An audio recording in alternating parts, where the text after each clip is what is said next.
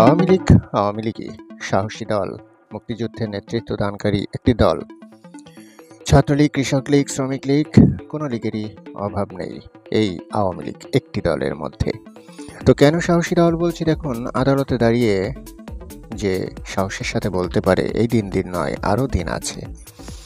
হ্যাঁ, এমন একটি ঘটনা ঘটেছে সাবেক খাদ্যমন্ত্রী কামরুল ইসলাম অ্যারেস্ট হওয়ার পর। তাকে যখন আদালতে নেওয়া হয়, সাবেক এ মন্ত্রী বললেন, এই দিন দিন নয়, আরও দিন আছে, সব দিন তো একরকম যায় না, সামনে ভালো দিন আসবে। সাবেক খাদ্যমন্ত্রী মঙ্গলবার কামরুল ইসলামের ৮ দিনের রিমান্ড মঞ্জুর করেন আদালত। আন্দোলনে রাজধানীর নিউ মার্কেট এলাকায় ব্যবসায়ী আব্দুল ওয়াদুদকে গুলি করে হত্যার ঘটনায় দায়ের করা মামলায় তার রিমান্ড মঞ্জুর হলো। এদিন সকালে ঢাকার অতিরিক্ত chief metropolitan magistrate Ziadur Rahman তার ৮ দিনের রিমান্ড মঞ্জুর করেন। সাবেক মন্ত্রী কামরুলকে আদালতে হাজির করে ১০ দিনের রিমান্ড চেয়ে আবেদন করেন মামলার তদন্ত কর্মকর্তা ডিবি পুলিশের রমনা জোনাল টিমের পরিদর্শক জাহাঙ্গীর আরিফ। আসামি পক্ষের আইনজীবী রিমান্ড বাতিল সহ জামিন আবেদন করেন। এই সময় রাষ্ট্রপক্ষের আইনজীবীরা মামলায় কামরুল ইসলামের ভূমিকা তুলে ধরেন। এক পর্যায়ে কামরুল ইসলাম আদালতের অনুমতি নিয়ে কথা বলেন। তিনি বলেন, নিউ মার্কেট এলাকা আমার অধীনে নয়, ওই এলাকার এমপি আমি নিজেও নয়। এ মামলায় আমাকে ৫৬ নম্বর আসামি করা হয়েছে। আমার নামটি হয়তো শেষ মুহূর্তে ভুলে এজাহারে লিখে দেওয়া হয়েছে। তিনি আরও বলেন, ছাত্রদলের আন্দোলনের বিরুদ্ধে আমি কোনো ভূমিকায় অংশ নেইনি। ছাত্রদের আন্দোলনের বিরুদ্ধে আমি কোনো ভূমিকায় অংশ নেইনি, আমাকে মিথ্যাভাবে মামলার আসামি করা হয়েছে। এই সময় রাষ্ট্রপক্ষের আইনজীবীরা হইচই শুরু করেন। আদালতে উৎসুক কিছু আইনজীবী কামরুল ইসলামকে উদ্দেশ্য করে গালিগালাজও করেন।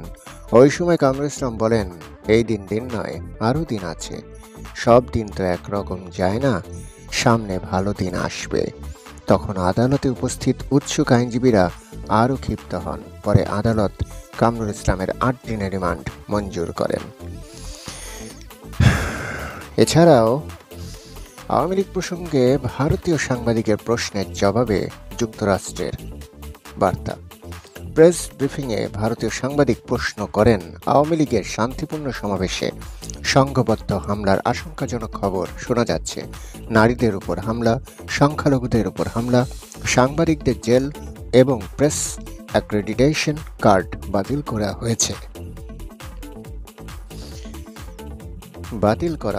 বাংলাদেশের অন্তর্বর্তী সরকারের সমালোচকরা বলছেন, ছাত্রদের ৫ আগস্টের বিপ্লব দেশকে আবারও সেখানে নিয়ে যাচ্ছে যেখানে থেকে এটি শুরু হয়েছিল।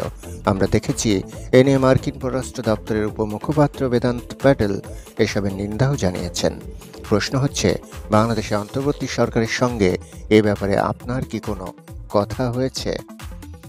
ম্যাথিউ মিলার জবাবে বলেন, বাংলাদেশের সঙ্গে আলাদাভাবে কি কথা হয়েছে সেটি আমি এখানে বলবো না, তবে আমরা বাংলাদেশ সরকারের কাছে স্পষ্ট করেছি, যেমনটা আমরা বিশ্বের সব দেশের কাছেই করি, যে আমরা শান্তিপ্রিয় আন্দোলনকে সমর্থন করি এবং চাই না সরকার কোনোভাবে শান্তিপ্রিয় আন্দোলনে সহিংস দমনপীড়ন চালাক। এরপরই ভারতীয় সাংবাদিক বাংলাদেশের সংবিধান থেকে ধর্মনিরপেক্ষতা বাদ দেওয়ার উদ্যোগের বিষয়ে প্রশ্ন করেন। তিনি বলেন, বাংলাদেশের অ্যাটর্নি জেনারেল সংবিধান থেকে ধর্মনিরপেক্ষতা শব্দটি সরিয়ে ফেলার আহ্বান জানিয়েছেন। যখন ধর্মীয় সংখ্যালঘুদের উপর আক্রমণ বাড়ছে, এ বিষয়ে আপনাদের কিছু বলার আছে কি? জবাবে মিলার বলেন, তিনি বিষয়টি নোট রাখছেন, এ বিষয়ে তাদের কিছু বলার আছে কিনা তা দেখবেন তিনি।